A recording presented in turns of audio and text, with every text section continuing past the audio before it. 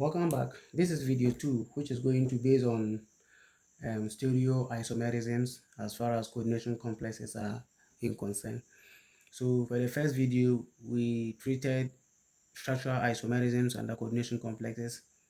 Like we said earlier, that for coordination complexes, they also exhibit the two types of isomerism, that is the structural and then stereo isomerism.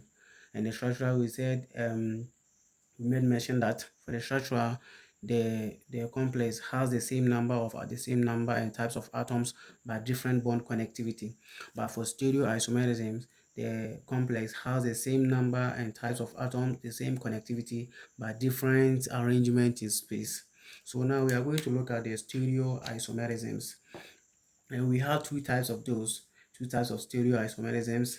We have the geometric isomerisms and we have the optical isomerisms. So for the geometric isomerisms, this is subdivided into two. We have the cis and the trans isomerisms. And we also have the fat and the med isomerisms. Sorry, there is a short form for facial isomerisms, and the med is a short form for meridional isomerism. So I'm going to break everything down so that you get it very well. So first of all, let's look at the fact and the med and isomerisms. If we have complexes that display, let's say that has two ligands, the first ligand, three of the first ligand and three of the second ligand, then the highly possibility that this compound is going to exhibit fact and med isomerism and the geometric isomerisms. So anytime you see complex in this form, that means that we are definitely going to get fact and med isomerisms. So let me write this so that anytime you see a complex like this, assuming we have cobalt forming a complex with chlorine, 3 of chlorine, and also with 3 of let's say water.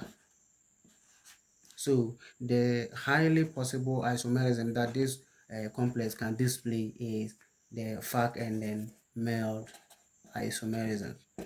So let me break this down for better understanding. You can see that we can have cobalt like this, 1, 2, 3, 4. Let's say if this is the solid wedge, this is a dash wedge. There can be a point where we will have all the chlorine ligands at the same place and all the water ligands, the water ligands at the same place, like this. So you can see that the water ligands are facing at the same direction and the chlorine ligands are facing at the same direction. So for this one, we call it the facial. So this is the facial, which is the fact isomerism. So there can also be a situation where we will have cobalt like this. Let's say this is not solid wedge and this is not dash wedge. There can be a point where we will have chlorine to be at, let's say we have water to be at this side. We can have H2O to be here, H2O like this. And we have chlorine to be here, chlorine to be here, chlorine to be here, and then H2O, to be here. So looking at this, you can see that the group of the ligand, the three groups of the ligand, the two groups of the ligands are not at the same time, they are not at the same place. They are not facing each other. They are not grouped as compared to this. You can see that here the chlorine, all the chlorine are at one side and all the water ligands are at one side. So this one is the meridional, which is the med. So that is it for the fact and med isomerism. So anytime you see a complex that the first ligand is, you have 3 of the first ligand, 3 of the second ligand, then you are definitely going to see fact and med isomerism, which is under geometric isomerisms. So let's look at the cis and trans. For the cis and trans too, just look at this formula. Complexes that are in this form are highly exhibiting cis and trans isomerisms. You could see that we have the, assuming this is a metal atom, the central atom bonded to two of a ligand A and two of ligand B. Or we can also have another situation where our central metal is bonded to four of ligand A and two of ligand B.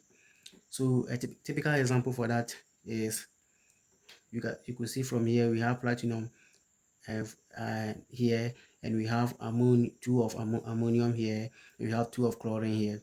So this complex is definitely going to exhibit cis and trans isomerism. So let me break this down to for better understanding. Cis and trans because if let's say we have a platinum in the middle, we can have NH3 here, NH3 here, NH3 here. You have a chlorine here, you have a chlorine here. Looking at this, which of these molecule is of higher priority? Chlorine has higher atomic number than that of nitrogen and then hydrogen.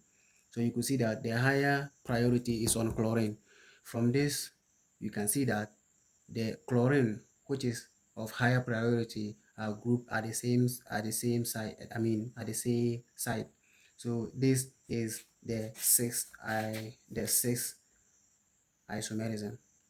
This gives us the sixth, and there can be a point where we have the higher priority, being at the opposite side. So let's say we have platinum, we have chlorine here, and then NH3 here, NH3 here. So mostly complexes of this form exhibit cis and trans isomerisms. You see that you have the central atom bonded to two of a ligand and two of another ligand. So cis and trans isomerism. There can also be a case where we have something like this. Yes, there can be a case where we have something like this. The second type, which is the metal atom bonded to four of ligand A and two of ligand B. Typical example is this. So we can have our cobalt in the middle. This is the general structure of octahedral complex. Let's say this is on the solid void, this is a gas void. So let me draw it all so that we start arranging. So there can be a point where we have chlorine here to be here and here. We have two of chlorine and we have four of ammonia. So Na3, Na3, Na3, Na3. You could say that comparing ammonia to chlorine, the higher priority group is chlorine. Chlorine is found at the opposite side, and this gives us the trans isomer. The trans isomer, trans. Let's see. There can also be a point where we have our chlorine, all our chlorine to be like this, and the rest will be Na3, NH3,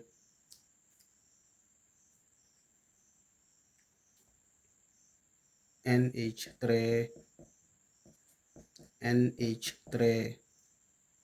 So for something like this, you see that we have the cis isomer here, the cis isomer here. So now let's look at the optical isomers. For the optical isomers, I don't know how to explain this to you, but let me try my best. But anytime you see a complex in which we have a bidentate ligand or three of bidentate ligands, then that means that complex is exhibiting optical isomers. For these isomers, they are non-superimposable. If you arrange them, you are going to see, any line of symmetry. Like if you look at this cis and trans isomers, looking at this trans isomer, you can see a line of symmetry here. You can see we can divide this complex into two. So for optical isomers, if you arrange them, you are not going to see anything like that generally.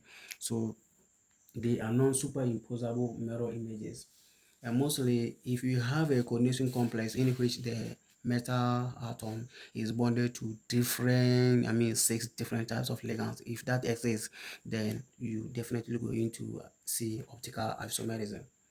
And I think that is for the optical isomers. Anytime you see something like this, you should definitely know that the kind of isomerism you can spot here is optical isomerisms. So thank you for watching, and don't forget to like and subscribe my video and comment